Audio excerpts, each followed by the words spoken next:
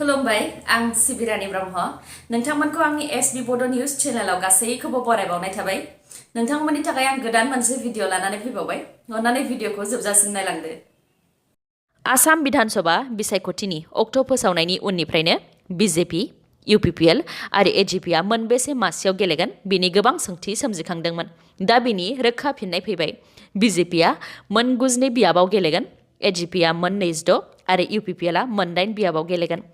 BJP हान्जाया मोन 9 बियाबनि मादाव मोन 70 बियाबाव सोरखौ बिजाथि महरै फसंगोन बेनि फारिलाइखौ मैया फोसावबाय मख'नो गोनांदि BTR आव गासै मोन 2 बियाब दङ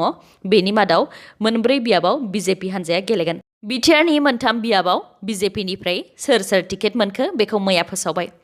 64 नं पानेरि बियाबनिफ्राय राज्य सभानि MP बिश्वजित दैमारी 15 नं कलेगाव बियाबनिफ्राय मधुराम डेका 70 नं माजबादनिफ्राय जितु किसान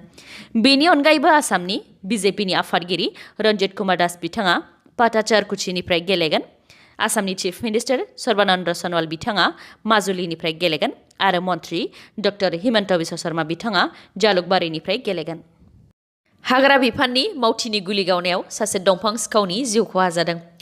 बे जाथाया सानजा कार्बि आंलं जिल्लानि सिल'नि जान रेन्जनि गरमपानि वाइल्ड लाइफ सेंचुरियाव जादों हाग्रा बिफाननि मावथिया फोरमायथिनाय बायदिब्ला सिखावै दंफां दानफायग्रा सुबुंफोर आरो हाग्रा बिफाननि मावथिफोरनि गेजेराव मोगा-मोगि जादोंमोन हाग्रा बिफाना दंफां सिखावफोरखौ सारेन्डार जानो थाखाय खावलायदोंमोन नाथाय सारेन्डार जायालासे बिसोरो हाग्रा बिफाननि सायावसो सिलाइजों गाग्लोबदों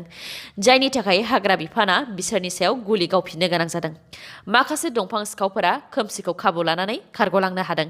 गावलायनायनि उनाव बे हाग्रानिफ्राय सासे सुबुंनि गोथै देहाजों लोगोसे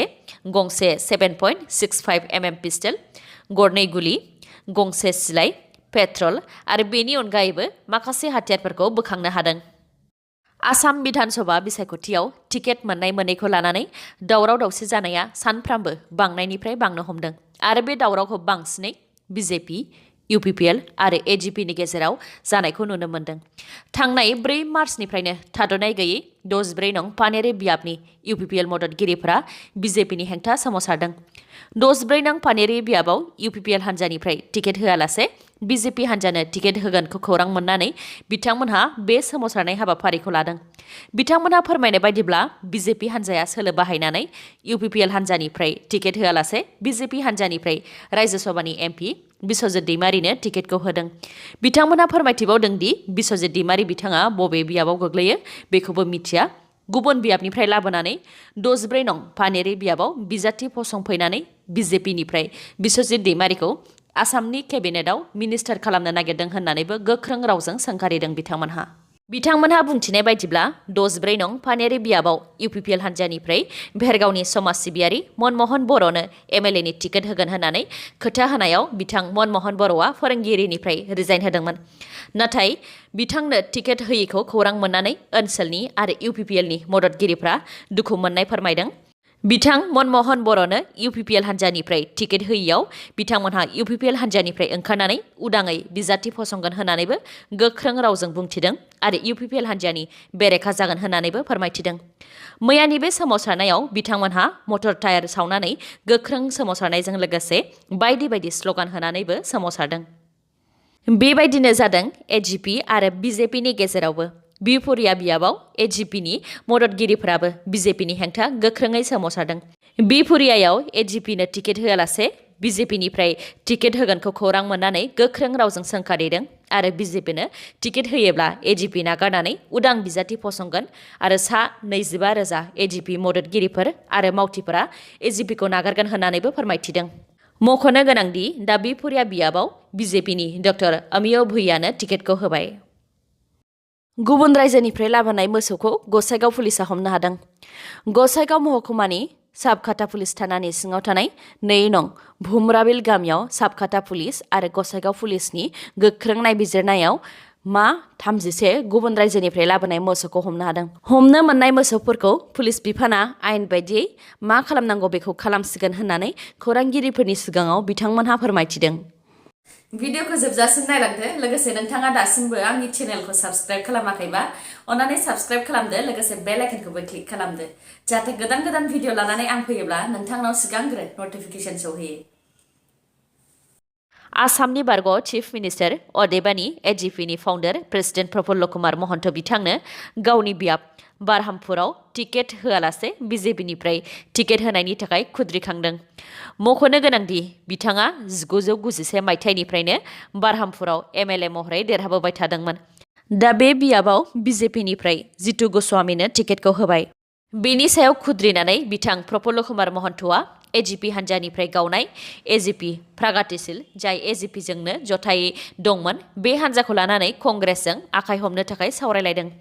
बे खौरांखौ फोसावदों आसाम कंग्रेसनि प्रेसिडेन्ट रिपुन बरा बिथाङा। बिथांमोनहा मा सावरायलायदों बेनि सायाव जेबो फोरमायथ'वाखै रिपुन बरा बिथाङा।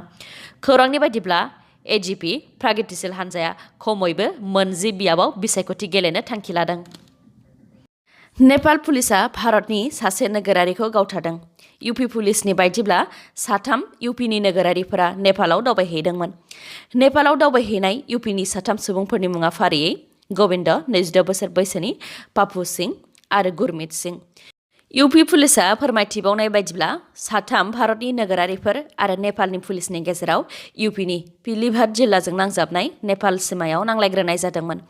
बे नांलायनायानो बांलांनानै नेपालनि पुलिसा बिसोर 3नि सायाव गुलिखौ गावदों, जेराव बिसोरनि गुलि गावनायजों गबिन्द मुंनि सुबुंनि जिउआ खहा जादों आरो गुबुन 2नि मादाव सासेया दासिमबो गोमानानै दङ आरो सासेया भारतसिम खारबोफिननो हादों।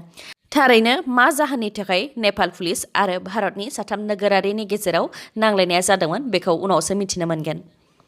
आसामनि हिमा दासआ मैया अदेबानि 5 मार्चआव पाटियालायाव जानाय इन्डियान ग्रान्ड प्रिक्स थार्डनि 100 मिटार्स खारनायाव सनानि मेडेल देरहानो हादों। मख'नो गोनांदि बे 100 मिटार खारनायाव हिमा दासनि बेरेखा रावबो बादायारि गैयामोन। बेनिखायनो रावबो सिलभार आरो ब्रन्ज मेडेल मोननो हायाखै। कभिड-19नि थाखाय 2ल' खारग्राफोरा एथलेटिक्स फेडारेशन अफ इन्डिया AFIनो मुं हरदोंमोन। सासे आसामनि हिमा दास आरो गुबुन सासेया पान्जाबनि अमृत कौर। नाथाय अमृत कौरआ गावनि मुंखौ बोखारफिनदोंमोन। जोबनायाव हिमा दासआ हारसिं खारनो थांखि लानानै बे 100 मिटार्स खारनायखौ 11.67 सेकेन्डआव फोजोबनो हादों आरो सनानि मेडेलखौ मोननो हादों। बलिउडनि फावखुंगुर सुशान्त सिंह राजपुत सुइसाइड केसनि जाथायखौ लानानै नारकटिक्स कन्ट्रल ब्युर' NCBआ दासिमबो नायबिजिरनाय खामानिखौ मावगासिनो दङ। बे समावनो अदेबानि मैया 5 मार्चआव नारकटिक्स कन्ट्रल ब्युर'आ सुशान्त सिंह राजपुत केसनि बलिउड ड्राग्स सोमोन्दो थानाय 30,000निबो बांसिन पेजनि चार्जशिटखौ मुम्बाइनि बिजिरसालियाव थिसनदों। मख'नो गोनांदि 30,000निबो बांसिन पेजनि चार्जशिटनि मुं फारिलाइयाव सुशान्त सिंह राजपुत सुइसाइड केसनि मैखोम दायनिगिरि अदेबानि सुशान्तनि आंगो लोगो रिया चक्रवर्तीजों लोगोसे गासै 33 दायनिगिरिनि सुबुंफोरनि मुं फारिलाइखौ थिसननाय जादों होन्नानैबो मिथिनो मोननाय जादों।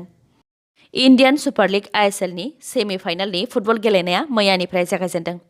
मैयानि सानाव ग'वा आरो मुम्बाइ सिटीनि गेजेराव फुटबल गेलेनाया जादोंमोन, जेराव ग'वा आरो मुम्बाइ सिटी मोन्नैबो हान्जायानो गरनैयै गलखौ सोनो हादों। दिनै नर्थ इस्ट इउनाइटेड आरो एटिके महन बागाननि गेजेराव मोनाबिलि 7:30 रिंगानिफ्राय सेमि फाइनालनि फुटबल गेलेनाया जागोन।